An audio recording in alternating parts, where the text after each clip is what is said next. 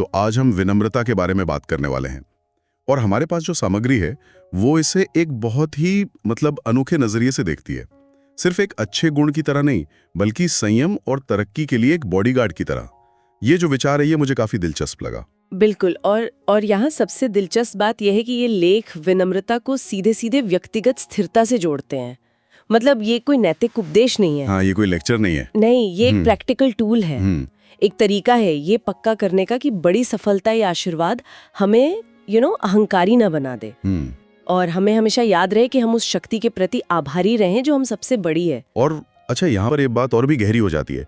इन लेखों में एक खास तरह के व्यक्तित्व की बात है जिसे अल्कोहलिक व्यक्तित्व कहा गया है, जिसकी आदत होती है भव्य आत्ममहत्वपूर्ण होने की। हाँ, लेकिन ये बात तो किसी पर भी लागू हो सकती है। सही बात है। कोई भी जिसे सफलता मिलती है वो अहंकारी हो सकता है। तो इसमें यह बताया गया है कि कैसे अच्छे इरादों के बाद भी अहंकार हावी हो सकता है।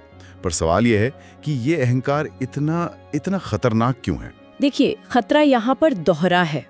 पहली बात तो ये कि आत्म महत्व की ये जो बड़ी हुई भावना है वो व्यक्ति को उसकी नींव से ही हिला देती है। अच्छा। और दूसरा, जो शायद ज्यादा बड़ा खतरा है, वो ये है कि ये पूरे समूह को या संगठन को नुकसान पहुंचा सकती है। पूरे समूह को? वो कैसे? वो ऐसे कि इन लेखों में एक बहुत अहम बात कही गई है कि व्यक्ति अपनी सफलता का सारा श्रेय, सारा क्रेडिट खुद लेने लगता है।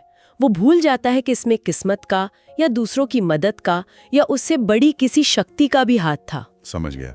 तो यही अहंकार की असली जड़ें। बिल्कुल। ये तो ही खतरे की बात। पर दिलचस्प ये है कि इन दस्तावेजों में इससे बचने का एक बहुत ठोस रास्ता भी दिखाया गया है। यहाँ 12वीं परंपरा का जिक्र आता है, जिसे एक रक्षक कहा गया है। ये क्या है और ये काम कैसे करता है? ये एक बेहतरीन सवाल है। 12वीं परंपरा जो है वो मूल रूप से गुमनामी एनोनिमिटी के सिद्धांत पर आधारित है। अच्छा, गुमनामी? हाँ, इसका जो मूल विचार है वो ये है कि हमेशा सिद्धांतों को व्यक्तित्व से ऊपर रखा जाए। ये एक ऐसा रक्षक है जो किसी एक व्यक्ति को समूह या मिशन से बड़ा बनने से रोकता है। ये हमें लगातार याद दिलाता है कि हमारी सफलता वो पूरी तरह से हमारी नहीं है। जैसे ही हम सारा श्रेय खुद को देने लगते हैं, हम उस नींव को ही भूल जाते हैं जिसने हमें सफल बनाया था। हाँ। तो ये एक तरह का अदृश्य सुरक्षा कवच है। ये सुनने में तो अच्छा लगता है, पर क्या ये प्रैक्टिकल है? आज की दुनिया में जहाँ हर कोई अपनी उपलब्धियों का ढिंडोरा पीटता है, क्या विनम्रता आपको पीछे नहीं छोड़ देगी? ये एक बहुत जरूरी दुविधा है। हाँ, क्योंकि आत्मविश्वास और अहंकार के बीच की जो लकीर है वो बहुत महीन है। सही बात है। लेकिन इन लेखों के हिसाब से विनम्रता का मतलब खुद को कम आंकना नहीं है। या अपनी उपलब्धियों को नकारना नहीं है। इसका मतलब है एक पर्सपेक्टिव रखना। एक पर्सपेक्टिव रखना। हाँ, ये फोकस को व्यक्तिगत उपलब्धि से हटाकर कृतज्ञता पर ले जाता है। और इस एहसास पर कि हम एक बड़े सिस्टम का हिस्सा हैं।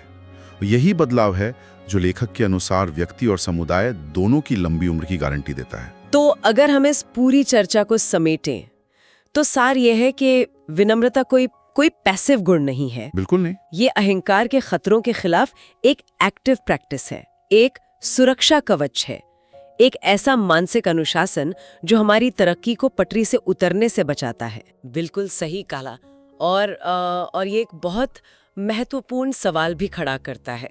ये जो विचार हैं ये एक विशिष्ट संदर्भ से आते हैं, लेकिन सोचने वाली बात ये है कि आत्म महत्व के खिलाफ रक्षक के रूप में विनम्रता की ये धारणा ये जीवन के दूसरे क्षेत्रों में कैसे लागू हो सकती है। जैसे हमारे करियर में, हमारे रिश्तों में या कुछ नया सीखने की प्रक्रिया में, जहां अहंकार और उपलब्धि ये दोनों अक्सर एक दूसरे से बहुत गहरे जुड़े होते हैं, है ना?